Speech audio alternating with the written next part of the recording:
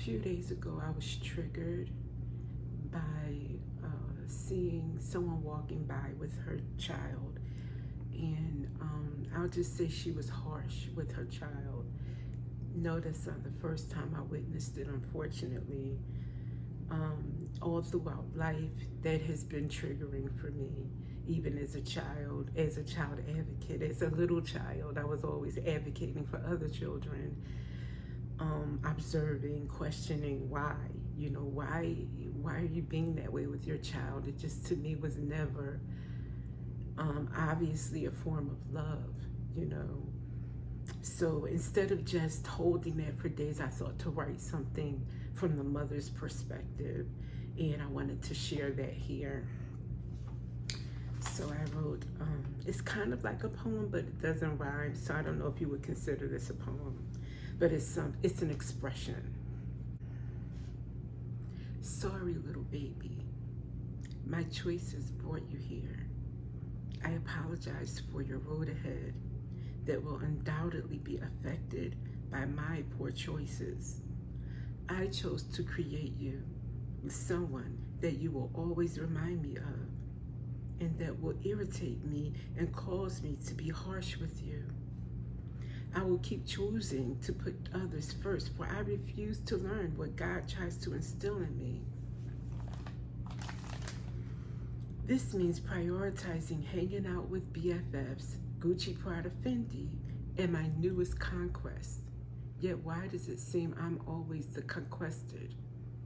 Instead of reserving those moments and that good energy for our mommy and me time, can you feel that, little baby? How does that make you feel when I'm super excited to see my girls or my boys in a high vibe energy, while you only get the dregs of no attention or disdain for all the hiccups that are natural for little ones to experience? I don't know better. I never bothered to learn. But that's okay, because society will give me a free pass based on my upbringing, my DNA, or cultural statistics. No one will ever tell me what I already know. I made these daily and hourly choices. God nudged me throughout, and I did not heed the call. I sold you out, little baby. Already. Now hurry up, because you're taking too long. So for the little babies that may be watching, or grown-up little babies that had to endure, let me just pull a card. You're so cute. I think God's saying love yourself, or admire yourself, or know that you are beautiful. Thought journal. Start keeping track of your thoughts in a journal. Take a look after a week and see if a pattern emerges. Identify and work through each problem by breaking it down into small, manageable parts. That is very healing. It's helping you to tackle things, obstacles that you may not recognize, that you come across routinely throughout your week, your month, your year. And it helps you to really take control of the situation. Look for it, understand it, and get into practice. It'll become routine or automatic for you. Once you recognize that issue, you'll know how to handle it based on learning about why is it triggering you, and then what is the best way for me to handle it. Deep breathe through it. Calm down, knowing that this is my trigger, that kind of thing. Let's get another one. That will help the mamas out there a lot to parent their little babies as well. You can handle it. You can handle anything. Just do it. What is something you've been putting off doing? If you don't want to do it now, you probably won't want to do it later either. Take care of it now and feel great knowing it's off your mind.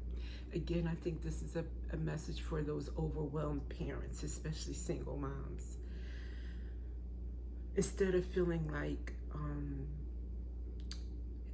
sometimes you put something off for a week, 2 weeks, and the mental pressure that you've been under for those 2 weeks could have been nipped in the bud in 1 day, 2 days, if you just tackle whatever it was.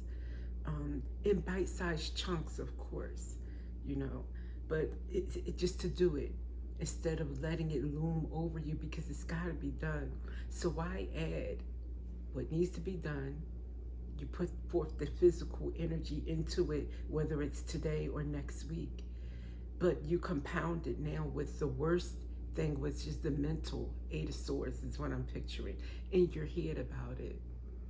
So you don't need that added pressure. It's unnecessary. So if you can just do it and not procrastinate. And I know that's a hard one to master. No need to be anybody else. Fun plans. Schedule and plan 3 activities you enjoy this week.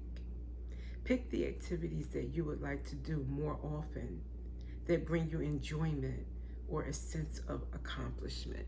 That's the advice I'd given in the Virgo read, I think it was, or the new moon in Virgo read. Yes, I was saying, yes, Virgo wants you to prioritize, schedule, not so much schedule every single hour of your day, but like organize your day, but also include fun in your schedule. That is also a priority. People think only to jam-pack your day with responsibilities, duties, mundane tasks. No, you are to prioritize what life is for, which is enjoyment. In fact, I would say that we're not there yet. But eventually global society will be based on living life mostly that you enjoy, and that will outweigh the time. That time will outweigh the monotonous routine things that keep the world moving that we always must do. But it won't be so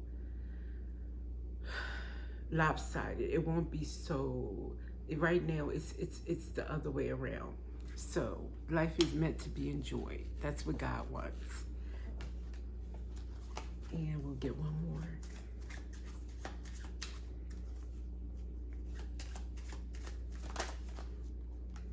Smile today, you will find a way. Smile today, you will find a way. Immerse yourself. For one minute, focus on a simple action. Train your brain to let everything else pass you by. Feel your anxiety melt away as you immerse yourself in your senses. So for 1 minute, focus on a simple action. Train your brain to let everything else pass you by. And just focus on that simple action. Feel your anxiety melt away as you immerse yourself in your senses. And I'm picturing like if you're washing a glass at the sink and you just don't think about anything else but that glass and the suds and the water and how clean and glistening and sparkling it's becoming. Just for instance, shining it, even if you take a minute to do it, 2 minutes to do it, and just being there, it's kind of meditative. Or if you're polishing a mirror and you just keep polishing that mirror and just watching how you are getting, it as clean as possible. Just any little simple task and just letting everything else fall away. It just kind of gives you peace, even if for a minute or 2 minutes. And that's very much needed in parenting.